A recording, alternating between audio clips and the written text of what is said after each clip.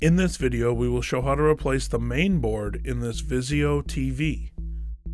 It is recommended to take pictures during the repair process to use as a reference point. Be sure your TV is unplugged.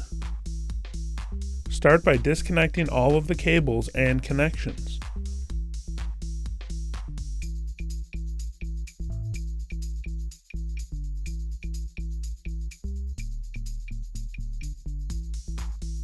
Remove all of the screws and the board from the chassis.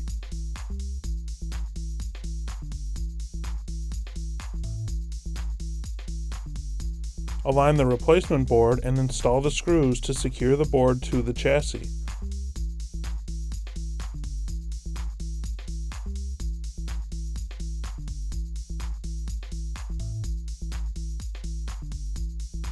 Reconnect all of the cables.